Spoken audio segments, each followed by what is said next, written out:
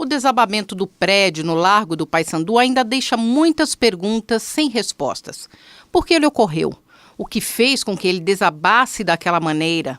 O prédio já apresentava uma certa inclinação. Quais eram os riscos já existentes? O fogo começou por volta da 1h30 da madrugada e às 2h50 ele desabou. Para responder essa e outras dúvidas, eu vou conversar com o professor Paulo Helene, ele que é professor da Escola Politécnica da Universidade de São Paulo, especialista em patologia das construções. Professor, ainda não há respostas para o incêndio que causou o desabamento do prédio na região central da cidade. Que avaliação o senhor faz como especialista? Avaliação preliminar. Você falou que algumas questões ainda a gente depende das inspeções que serão executadas lá agora por ocasião de acesso aos escombros. Entre elas, a possibilidade de que alguns pilares fossem metálicos. Esse era o projeto original. Do que eu já tive oportunidade de observar no local, eu só vi pilares de concreto armado. Essa informação é importante porque o comportamento do aço e do concreto diante de temperaturas elevadas numa estrutura é diferente. Agora, você salientou um fato bem importante, que que ele nos surpreendeu com uma queda em 1h e pouco, né? Em 80 minutos, né? Ele colapsou em 80 minutos. E normalmente no histórico aqui da cidade, os edifícios em concreto acabam superando bastante esse mínimo de tempo. Alguns deles se mantêm inclusive íntegros e não colapsaram. Isso se deve certamente a informações que nós ainda não temos sobre o projeto original e uma não adequação do projeto original às condições atuais de exigência de segurança contra incêndio. Ora, professor, parece que o prédio, segundo depoimentos que já foram apresentados, ele já tinha uma certa inclinação. Isso não significa que tinha o risco dele tombar?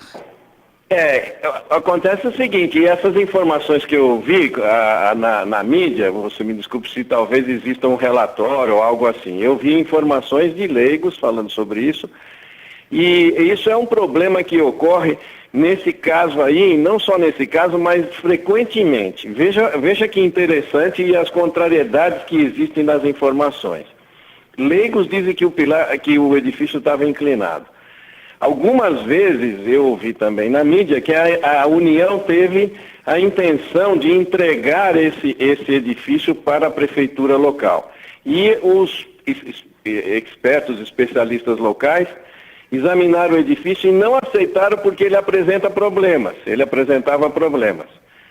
E a contrariedade existe porque justamente uma outra equipe da prefeitura, ou passada ou atual, foi verificar e disse que estava em perfeitas condições, que não tinha nada para fazer do ponto de vista da segurança.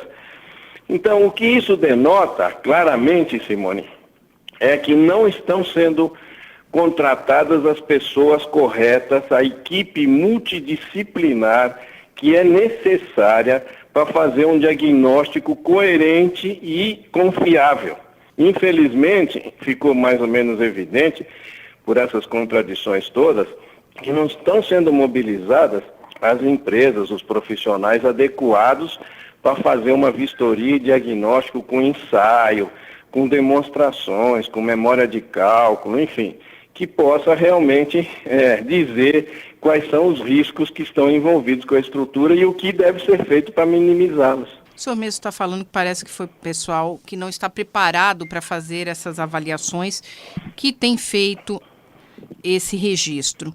Qual seria, então, a maneira correta? Não existe pessoal especializado, não estão se procurando as pessoas ideais? Não, existe pessoal especializado, existem empresas especializadas, existem entidades especialistas no tema que podem indicar profissionais especializados, como é o Instituto Brasileiro do Concreto, como é a Associação Brasileira ABS, como são outras entidades do setor. Então, o que eu vejo aí é que, pela mídia, porque eu não tive acesso a esses relatórios, eu não tive informações sobre esses relatórios, mas a informação contraditória que eles dão é muito evidente que existem cursos na Escola Politécnica, em outras entidades, na Alcompat do Brasil, que são entidades dedicadas a dar cursos preparatórios de complementação profissional, atualização, para fazer inspeções corretas em pontes, em viadutos, em estruturas de concreto em geral.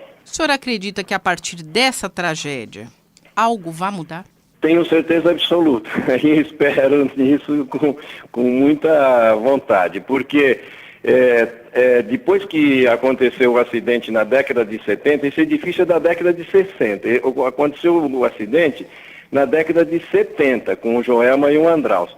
Mudou muita coisa em termos de exigências de concreto, para melhor, estamos com as estruturas mais protegidas. Mas o Estado, a Prefeitura, no caso aqui de São Paulo, eu acredito, não, nesse período todo, não tomou nenhuma providência com relação à adequação dos edifícios anteriores à década de 70, anteriores às normas atuais, que exigem a instrução do Corpo de Bombeiro e tudo mais, que exigem uma série de proteções.